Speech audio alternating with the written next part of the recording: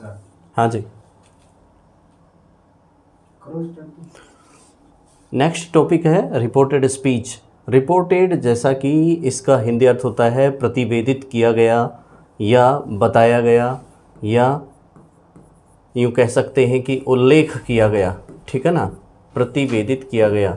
और स्पीच का मतलब होता है कथन या भाषण, जो भी आप कहना चाहें, ठीक है। तो हम पढ़ेंगे रिपोर्टेड स्पीच।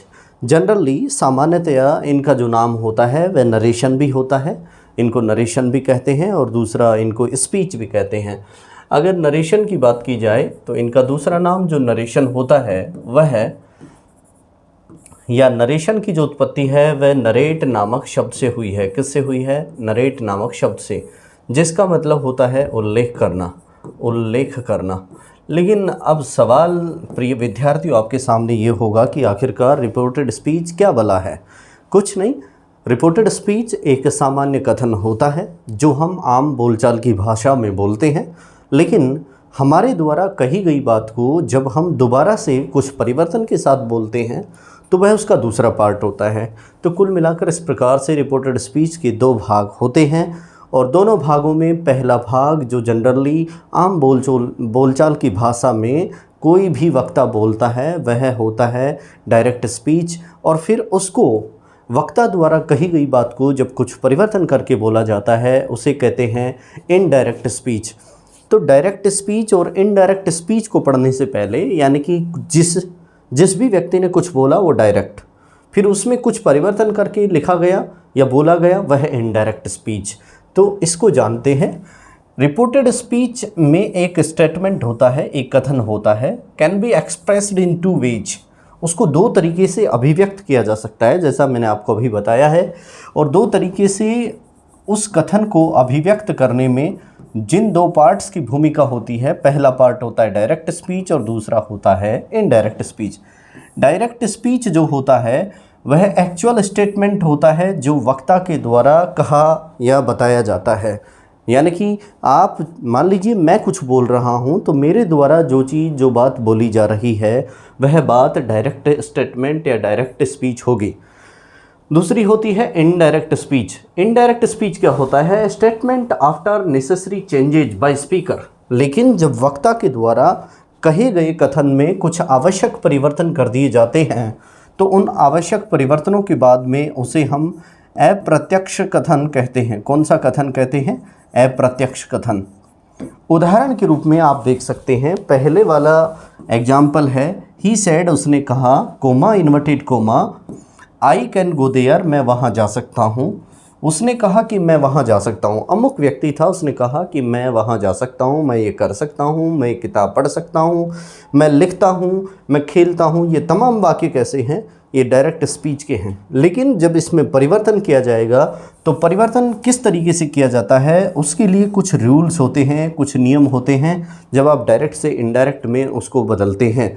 तो इसके लिए क्या करना होता है? सबसे पहला तो ये समझते हैं, जैसे किसी वक्ता की ओर जब बात बोली जाती है तो उसके दो पार्ट क्यों? पहला सवाल तो ये है, why there are two parts of a direct speech. भाई दो पार्ट इसलिए हैं कि किसी वक्ता के द्वारा कही हुई बात को जब रिपोर्ट किया जाता है, जब लिखा जाता है, तो उस स्थिति में हमारे को उसके दो भाग बनाने होते हैं। और मूल रूप से ये दो भाग रिपोर्टेड स्पीच में, पहला जो भाग होता है वह रिपोर्टिंग वर्ब वाला वाक्य कहलाता है या रिपोर्टिंग पार्ट कहलाता है। क्या कहलाता है? Reporting part. और जो दूसरा भाग होता है, जो कुछ बात कही जाती है, उसे हम रिपोर्टेड स्पीच या रिपोर्टेड पार्ट कहते हैं। क्या कहते हैं? रिपोर्टेड पार्ट या रिपोर्टेड स्पीच। इनको ध्यान रखना है। जनरली ये बातें आपको ध्यान रखनी ज़रूरी हैं क्योंकि इनके आधार पर ही आप वाक्य को अच्छे से समझ पाएंगे। तो रिपोर्टिंग पार्ट इसको क्यों कहा जाता है? इसको इसलिए कहा जाता है, जो रिपोर्टिंग पार्ट होता है या रिपोर्टिंग वर्ब होती है उसमें एक सब्जेक्ट और एक वर्ब होती है और जनरली इसमें एक ऑब्जेक्ट भी होता है। और इसके बाद में कोमा इन्वर्टेड कोमा के अंदर जो बात कही जाती है उसे हम रिपोर्टेड स्पीच कहते हैं। क्या कहते हैं? Reported speech. तो जो रिपोर्टेड स्पीच होता है वह एक पूर्ण वाक्य होता है। कैसा वाक्य होता है? पूर्ण वाक्य होता है। और उस पूर्ण वाक्य में एक सब्जेक्ट, एक वर्ब और इसके बाद में आने वाले ऑब्जेक्ट या अन्य दूसरी चीज़ें इसमें जुड़ी हुई होती हैं। अब जैसा कि मैंने आपको बताया ही है कि जो एक कथन जो होता है, एक वाक्य जो होता है, जो कोई बात बोली जाती है, उस बात के दो भाग होते हैं। पहला भाग होता है डायरेक्ट का, दूसरा भाग होता है इनडायरेक्ट का। लेकिन इस बीच एक चीज़ और भी बताई गई है कि जब कोई कथन किसी वक्ता के द्वारा बोला, कहा अथवा लिखा जाता है तो उस कथन के दो भाग होते हैं। पहला भाग जिसे रिपोर्टिंग पार्ट कहते हैं, दूसरा भाग जिसे रिपोर्टेड स्पीच RS कहते हैं।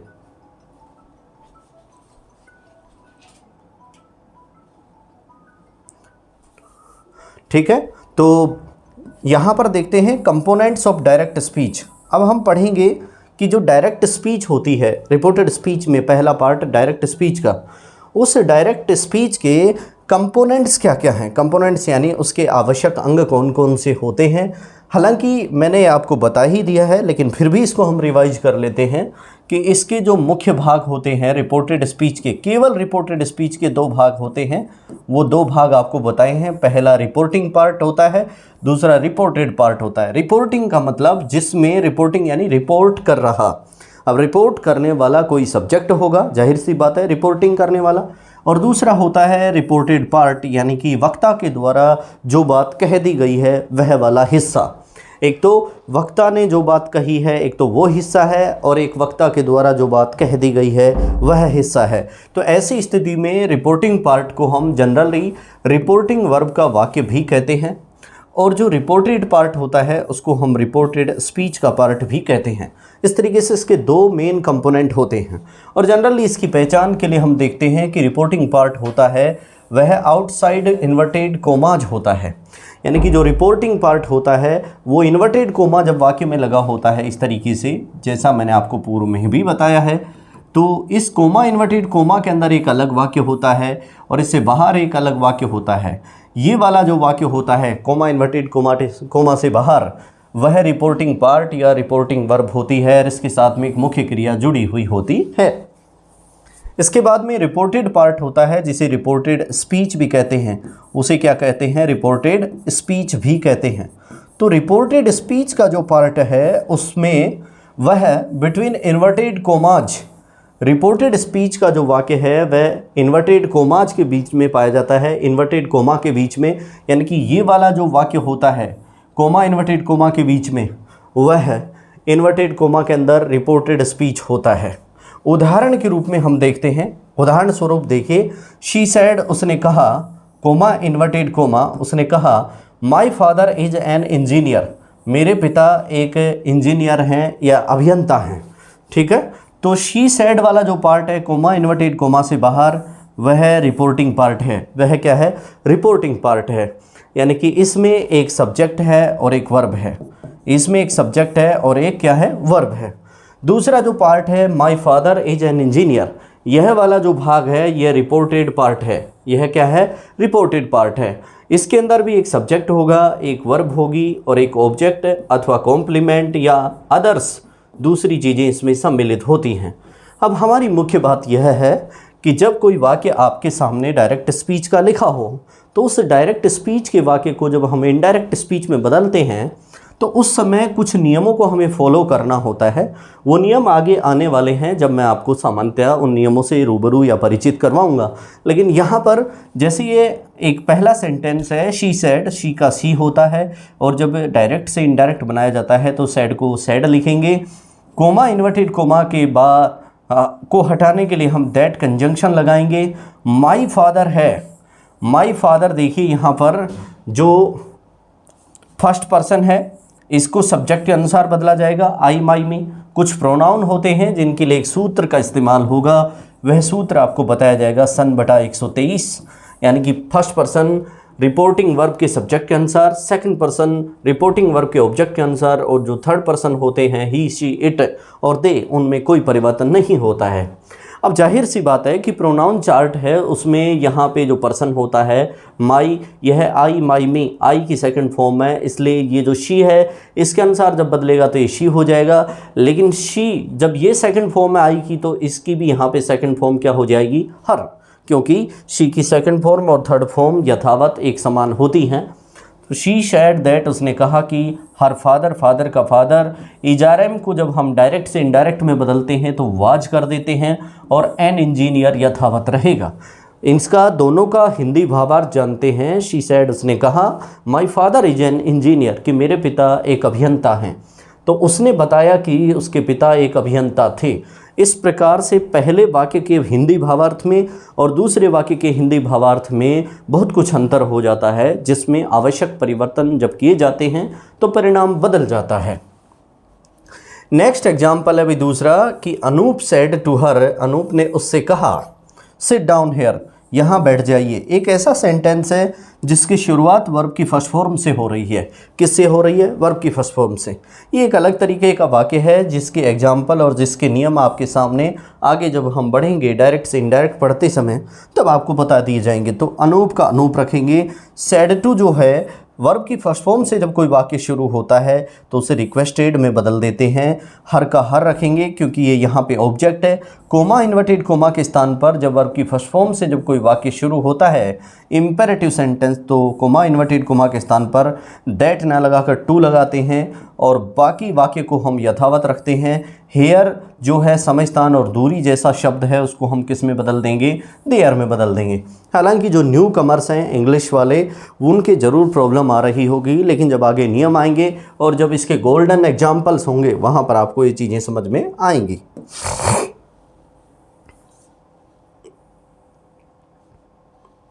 अब ये देखिए, general rules to change speech, कि जो कथन होता है उसको बदलने के सामान्य नियम कौन कौन से होते हैं। यानी कि आपके सामने स्पीच जो होती है डायरेक्ट स्पीच, तो स्पीच को डायरेक्ट स्पीच को इनडायरेक्ट स्पीच में बदलने के कौन कौन से नियम होते हैं।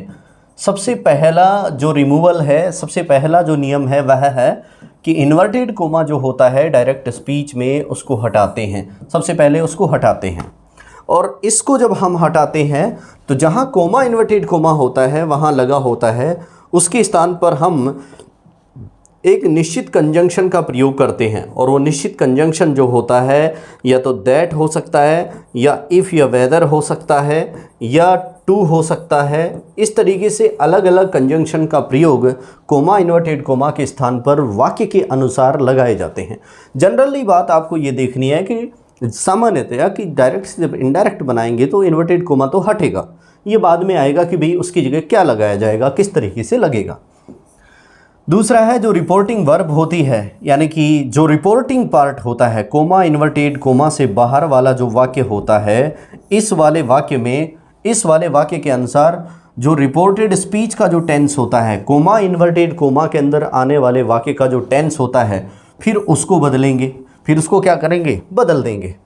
जैसे रिपोर्टिंग वर्ब यदि प्रेजेंट अथवा फ्यूचर टेंस में है, यदि रिपोर्टिंग वर्ब प्रेजेंट अथवा फ्यूचर टेंस में है, यानी कोमा इन्वर्टेड कोमा से पहले यदि सैड के स्थान पर से अथवा विल से इस तरीके के अगर वर्ब आए हैं तो रिपोर्टेड स्पीच का जो टेंस होता है वह नहीं बदलता है, लेकिन यदि रिपोर्टिंग वर्ब का टेंस यदि पास्ट टेंस हो, सैड हो अथवा सैड टू हो, तो ऐसी स्थिति में रिपोर्टिंग वर्ब में आने वाले पास्ट टेंस के अनुसार रिपोर्टेड स्पीच के पास्ट टेंस को भी हम बदलेंगे, रिपोर्टेड स्पीच के पास्ट टेंस को भी हम बदल देंगे। तो दो महत्वपूर्ण बातें जो आपको अभी यहाँ पर बताई गई हैं और अभी इसमें और बातें आपको बताने वाला हूँ इस रूल में। तो देखिए, जो तीसरी महत्वपूर्ण बात है वह है कि रिपोर्टेड स्पीच के पर्सन्स का परिवर्तन किया जाता है। यानी कि जो कोमा इन्वर्टेड कोमा के अंदर वाक्य होता है उस कोमा इन्वर्टेड कोमा वाले वाक्य में हम आने वाले जितने भी पर्सन्स हैं उन पर्सन्स का परिवर्तन करेंगे। पर्सन्स यानी जो सर्वनाम होते हैं, और सर्वनाम की कैटेगरी मैंने आपको टेंस पढ़ाते समय बताई थी कि आई वी जो होते हैं वो फर्स्ट पर्सन होते हैं, यू यदि किसी वाक्य में आता है तो वह सेकंड पर्सन होता है, और यदि किसी वाक्य में ही शी इट दे अथवा किसी व्यक्ति का नाम होता है तो वह थर्ड पर्सन होता है। कौन सा पर्सन होता है? ये फर्स्ट पर्सन होते हैं आई वी, यू सेकंड पर्सन होता है, ही शी इट और दे ये थर्ड पर्सन होते हैं। तो इस प्रकार से इनके पर्सन्स का परिवर्तन हम करेंगे। नेक्स्ट है रिपोर्टिंग वर्ब। तो रिपोर्टिंग वर्ब जो होती है उसे हम से टू को टेल में बदलेंगे। रिपोर्टिंग वर्ब को किस में बदलेंगे? से टू को किस में बदल देंगे? टेल में। अब ध्यान रखिए कि रिपोर्टिंग वर्ब कहाँ आती है? आपको अभी मैंने बताया था कि कोमा इन्वर्टेड कोमा से बाहर जो वाक्य होता है उस वाक्य में आने वाली जो वर्ब होती है वह रिपोर्टिंग वर्ब कहलाती है। तो रिपोर्टिंग वर्ब जो होती है उसका परिवर्तन बताया जा रहा है अगले नियम में कि यदि रिपोर्टिंग वर्ब में वर्ब से टू आए तो उसे टेल में बदल देंगे, अगर सेज टू लिखा आए तो उसे टेल्स में बदलेंगे, और अगर किसी वाक्य में सैड टू लिखा हो तो साधारण वाक्यों में हम उसे टोल्ड में बदल देंगे। किस में बदल देंगे? टोल्ड में बदल देंगे। नेक्स्ट हमारा रूल है इसी का, वह है कि इनडायरेक्ट स्पीच में, कि जो इनडायरेक्ट स्पीच होता है उसमें इन्वर्टेड कोमा को हटाया जाएगा। इनडायरेक्ट स्पीच में इन्वर्टेड कोमा का रिमूवल जो पहले नियम में बताया था वही बताया जा रहा है कि जब इन्वर्टेड कोमा को आप हटा देंगे तो वाक्यों में कुछ इस प्रकार से कंजंक्शन का प्रयोग करेंगे। कंजंक्शन का मतलब होता है संयोजक। वे शब्द जो दो या दो से अधिक वाक्यों को या शब्दों को जोड़ने का काम करते हैं उन्हें हम कंजंक्शन या कनेक्टिव कहते हैं। कंजंक्शन या कनेक्टिव कहते हैं। तो डायरेक्ट स्पीच से इनडायरेक्ट स्पीच जब बनेगा तो कोमा इन्वर्टेड कोमा को हटाने के बाद में उसके स्थान पर हम कुछ कनेक्टिव लगाएंगे जो दोनों वाक्यों को आपस में जोड़ने का काम करेंगे। जैसे साधारण वाक्य यदि कोई है, फुल स्टॉप वाला सामान्य वाक्य, तो वहाँ कोमा इन्वर्टेड कोमा को हटाकर इनडायरेक्ट स्पीच बनाते समय दैट कंजंक्शन लगाएंगे। ये सामान्य चीज़ें हैं जिनको याद रखना है। इसमें ये तो है नहीं कि भाई कोई उदाहरण देके नहीं, कोई आपको एक्सरसाइज करा दी गई उससे आप समझ गए, ऐसा नहीं है। आने वाले रिपोर्टेड स्पीच के वाक्य को आपको एग्जाम में पहचानना है कि वो साधारण वाक्य है। साधारण वाक्य की पहचान आप जानते हैं, उसमें नेगेटिव नहीं वाक्य होता है, फुल स्टॉप होता है। दूसरी बात, उसमें फालतू की चीज़ें WH वर्ड वगैरह ये सारी चीज़ें नहीं होती हैं। तो सामान्य वाक्य जो होता है वह एक कर्ता से शुरू होता है और उसका जो सूत्र होता है वह subject plus verb plus object होता है। तो साधारण वाक्य जो होता है उसमें हम कोमा इन्वर्टेड कोमा को हटाकर क्या लगा देंगे? दैट कंजंक्शन लगा देंगे। दूसरा वाक्य है प्रश्नवाचक वाक्य। कौन सा वाक्य है? प्रश्नवाचक वाक्य।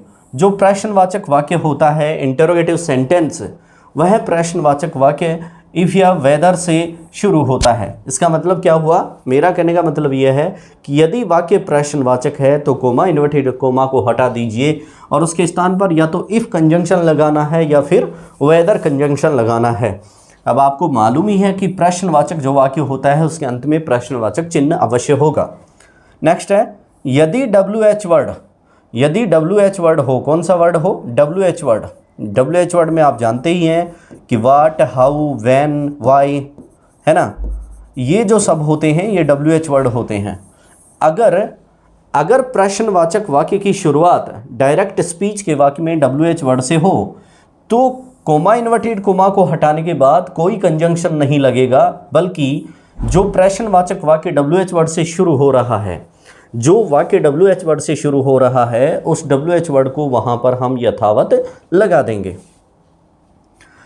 नेक्स्ट वाक्य होते हैं आज्ञार्थक या इंपेरेटिव वाक्य।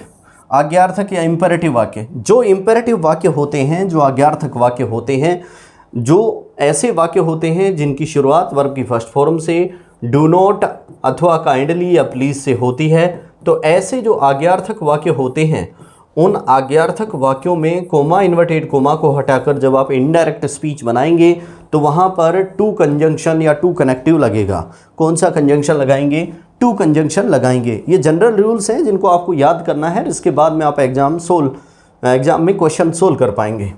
नेक्स्ट है यदि कोई वाक्य ऑप्टेटिव हो, कामना वाला वाक्य हो, यानी कि किसी के लिए आप शुभ कामना प्रेषित करें, किसी के लिए आप दुर्भावना रखें या किसी को आप अपनी सहानुभूति प्रकट करें, तो ऐसी स्थिति में वे वाक्य ऑप्टेटिव वाक्य होते हैं जिनको कामना वाले वाक्य कहते हैं। कौन से वाक्य कहते हैं? कामना वाले वाक्य। ऐसे वाक्यों में कोमा इन्वर्टेड कोमा को हटाकर दैट कंजंक्शन लगेगा। ये 5 ही तो हैं जिनको आप जनरली याद कर सकते हैं। नेक्स्ट है अंतिम जो वाक्य होगा हमारा वह होगा एक्सक्लेमेटरी, यानी कि वे वाक्य जो भावबोधक होते हैं, जिनमें या तो किसी आनंद का महसूस होता है या ऐसे वाक्य होते हैं जिनमें कोई आश्चर्य की बात होती है या कुछ ऐसे वाक्य होते हैं जिनमें दुख की बात होती है, सौरों की बात होती है। तो ऐसे वाक्य जो दुख, आश्चर्य अथवा आनंद को प्रकट करें उन वाक्यों को हम भावबोधक वाक्य कहते हैं। और ये भावबोधक जो वाक्य होते हैं एक्सक्लेमेटरी जो वाक्य होते हैं, इनके दोनों ही वाक्यों को जोड़ने के लिए कोमा, इन्वर्टेड कोमा के स्थान पर दैट कंजंक्शन लगाएंगे। कौन सा कंजंक्शन लगाएंगे? दैट कंजंक्शन लगाएंगे। उदाहरण स्वरूप यदि आप देखना चाहें तो मैं एग्जाम्पल आपके